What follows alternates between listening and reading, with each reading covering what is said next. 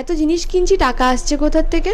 এরকম কোশ্চেন অনেকেই করেছো, তো আমরা তাদেরকে বলে দিই আমাদের পেছনে না একটা গাছ লাগিয়েছি, সেই গাছে যখনই টাকা ধরে তখনই পেরে নিয়ে আসি আর এক একটা করে জিনিস কিনি। আর এখনকার দিনে তোমরা তো ভালো করেই জানো কেউ তো ফ্রিতে টাকা দেয় না, পরিশ্রম করলেই কিন্তু টাকা আসে। সত্যি কথা বলতে, তোমাকে বসে থাকবে একদিন, তোমাকে কেউ টাকা দেবে কি? তেমনটা ইউটিউবে প্রচুর পরিশ্রম করতে হয়। হ্যাঁ, ঘরের কাজ বাজ অনেকেই বলে ঘরের কাজটা দেখো না, আবার কি পরিশ্রম। ঘরের কাজ করাটা তো একটা কোনো পরিশ্রম থাকে, প্লাস সেগুলোকে শ্যুট করে এডিট করাটাও একটা পরিশ্রম।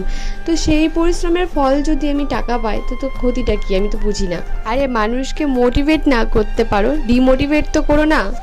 যাই হোক, যাদের ধারণা যে টাকা পয়সা উড়ে উড়ে আসে তাদেরকে ওই একটা কথাই বললাম, আমাদের না গাছ আছে, পেরে পেরে ওখান থেকে নিয়ে আসি। যাই হোক, এখানে না ফ্লিপকার্ট থেকে একটা অর্ডার এসেছিলো। প্রীতম ভেবেছিল আমাকে সারপ্রাইজ দেবে, কিন্তু আমি আগেই বুঝতে পেরে গেছিলাম এটার মধ্যে কি আছে। এটার মধ্যে ছিল হচ্ছে আমাদের মিক্সার গ্রাইন্ডার, যেটা অর্ডার দিয়েছিল প্রীতমের জন্য ভালো ভালো রান্না করে খাওয়ার জন্য।